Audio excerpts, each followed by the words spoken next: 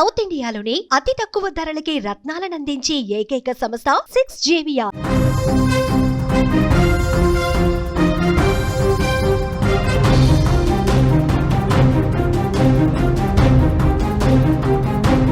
గుడితో పాటు బడిని పవిత్రమైన ప్రదేశంగా భారతదేశంలో భావిస్తారు.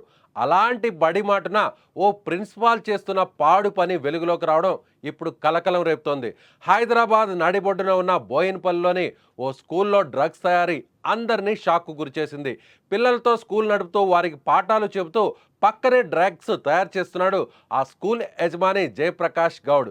9 నెలలుగా సాగుతున్న ఈ దందాను హైదరాబాద్లోని ఈగల్ టీం గుర్తించింది. ఈ స్కూల్లో 1వ తరగతి నుండి 10వ తరగతి వరకు తరగతులను నిర్వహిస్తున్నారు. భవనం యొక్క సెల్లార్లో తరగతి గదులు ఉండగా గ్రౌండ్ ఫ్లోర్లో ఒక బ్యాంక్ కూడా ఉంది. మొదటి అంతస్తులో కొంత భాగంలో తరగతి గదులను నిర్వహిస్తున్నారు యజమాని. అదేవిధంగా భవనం వెనుక భాగాన్ని డ్రగ్స్ ల్యాబ్గా మార్చేశాడు. గతంలో మహబూబ్ నగర్లో ఓ కళ్ళు దుకాణం నడిపే ఇతగాడు తయారీ ఫార్ములా కోసం గురువారెడ్డి అనే వ్యక్తికి 2 లక్షల రూపాయలు చెల్లించి గుట్టు చప్పుడు కాకుండా ఈ దందాను కొనసాగిస్తున్నాడు. 9 నెలలుగా పగటిపూట స్కూల్ను నడుపుతూ రాత్రి డ్రగ్స్ను తయారు చేస్తున్నాడు. సోమవారం నుంచి శనివారం వరకు డ్రగ్స్ను తయారు చేసి ఆదివారం సరఫరా చేస్తున్నట్టు ఈగల్ టీం అధికారులు విచారణలో తేలింది.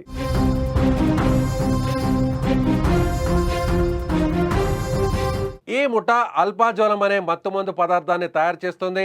ఇది అత్యంత ప్రమాదకరమైనదిగా అధికారులు చెబుతున్నారు. మొత్తం 3.5 కిలోల అల్ప్రాజోలం, 4.3 కిలోలు సగం తయారు చేసిన డ్రగ్స్ను, అలాగే 20 లక్షల రూపాయల నగదును అధికారులు సీజ్ చేశారు. ఈ ఘటనలో 3 పోలీసులు అరెస్టు చేశారు. స్కూల్లో డ్రగ్స్ తయారు చేస్తున్నారన్న విషయం బయటకు రావడంతో అంతా ఆందోళనను వ్యక్తమవుతోంది. స్థానికులు ఒక్కసారిగా ఉలిక్కిపడ్డారు.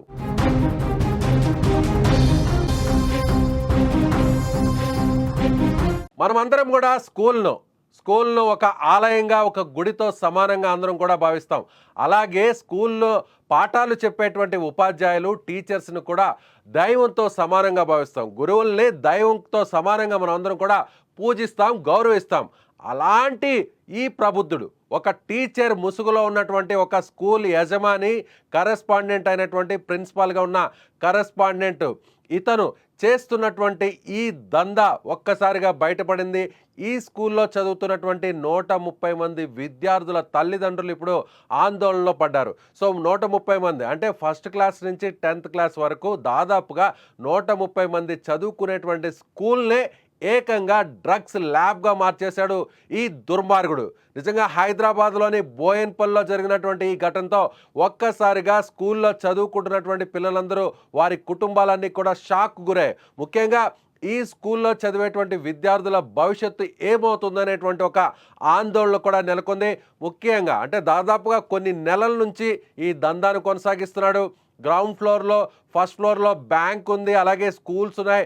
స్కూల్ వెనక ఉన్నటువంటి భాగాన్ని ఒక ల్యాబ్గా మార్చేశాడు. మనం విజువల్స్లో చూడొచ్చు. అక్కడ ఒక 5 రియాక్టర్లు ఉన్నాయి, అలాగే 5 డ్రైయర్స్ కూడా ఉన్నాయి. వీటి సహకారంతో, వీటి ద్వారా ఇప్పటికే డ్రగ్స్ని ఎలా తయారు చేయాలో అనేటువంటి విషయాన్ని 2 లక్షల రూపాయలు ఇచ్చి మరొక వ్యక్తికి, అంటే డ్రగ్స్ తయారీ విధానం తెలిసినటువంటి వ్యక్తి ద్వారా ఈ ఫార్ములాను కనుక్కున్నటువంటి ఈ వ్యక్తి సో ఇప్పుడు దాదాపుగా 7 కిలోల డ్రగ్స్ను, దాదాపు ఈ డ్రగ్స్ ఎక్కడికి చేరుతోంది ఇప్పుడు పోలీసులు విచారణలో కూడా తేలాల్సినటువంటి అవసరం ఉంది. ముఖ్యంగా అంటే ఇప్పటి వరకు కూడా ఈ సరఫరా ఎక్కడెక్కడ చేశారు, ఇది స్కూల్ పిల్లలకేమైనా ఈ డ్రగ్స్ అందుతున్నాయా, ఒకవేళ అక్కడ చదువుతున్నటువంటి విద్యార్థులు కూడా డ్రగ్స్కు సంబంధించినటువంటి పరిస్థితులు ఏమైనా లింకులు ఉన్నాయనేటువంటి ఆందోళన కూడా ఇప్పుడు కలుగుతుంది. హైదరాబాద్లో ఎన్నో సంఘటనలు చూస్తున్నాం. హైదరాబాద్లో స్కూల్లో చదువుతున్నటువంటి విద్యార్థులు ఇప్పుడు డ్రగ్స్ బారిన పడుతున్నారనేటువంటి అనేక ఉదంతాలు, అనేక వార్తలను వెలుగు చూస్తున్నటువంటి సందర్భంలో అందరం కూడా ఆందోళనకు గురే. కానీ ఇప్పుడు ఏకంగా స్కూల్లోనే, ఒక పాఠశాలలోనే డ్రగ్స్ను తయారు చేసే దుర్మార్గుడు ఉదంతం బయటకు వచ్చింది. ఆ స్కూల్ని నడుపుతున్నటువంటి యజమానే ఈ డ్రగ్స్ను తయారు చేసి సోమవారం నుంచి శనివారం వరకు ఉదయం అంతా క్లాస్ రూమ్స్లో పాఠాలు నడుస్తాయి. విద్యార్థులకు ఎలాంటి అనుమానం రాకుండా, వారి తల్లిదండ్రులకు, అక్కడ ఉన్నటువంటి స్థానికులకు, అధికారులకు, పోలీసులకు ఎలాంటి అనుమానం రాకుండా ఉదయం నుంచి సాయంత్రం వరకు బడిలో పాఠాలు, సాయంత్రం అవగానే ఒక్కసారిగా చీకటి పడంగానే విద్యార్థులందరూ కూడా స్కూల్ నుంచి బయటకు వెళ్ళిపోగానే సినిమాలో చూస్తుంటాం ఇలాంటి సిచ్యువేషన్స్.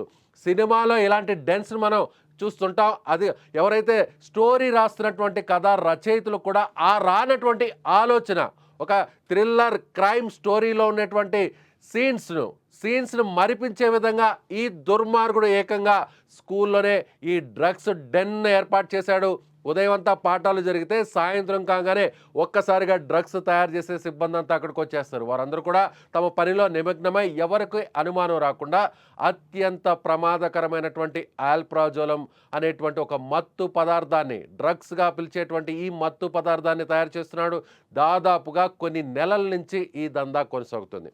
లీడ్ తెలుసుకున్నటువంటి పోలీసులు ఈగల్ టీమ్ ఎక్కడ దీని మూలాల హైదరాబాద్లో ఇప్పటికే డ్రగ్స్ సేకరిస్తున్నారు అనేటువంటి విషయంతో వారికి సంబంధించినటువంటి విచారణలో భాగంగా ఒక్కసారిగా తీగ లాగితే డొంకంతా కూడా కదిలినట్టుగా ఎవరైతే డ్రగ్స్ సేకరిస్తున్నారో, డ్రగ్స్ సేవిస్తున్నారో, డ్రగ్స్ తీసుకుంటున్నారో వారి నుంచి విచారణ స్టార్ట్ చేసినటువంటి ఈగల్ టీం చైన్ లింక్ని, ఒక్కొక్క లింక్ని ఛేదించుకుంటూ వచ్చారు. ఇలా చివరకు డ్రగ్స్ ఎక్కడ తయారు చేస్తుంది అంటే ఇప్పటివరకు మనం చూస్తున్నాం కోకెయిన్ లాంటివి, హెరాయిన్ లాంటివి విదేశాల నుంచి వస్తున్నటువంటి డ్రగ్స్ గురించి మనం విన్నాం.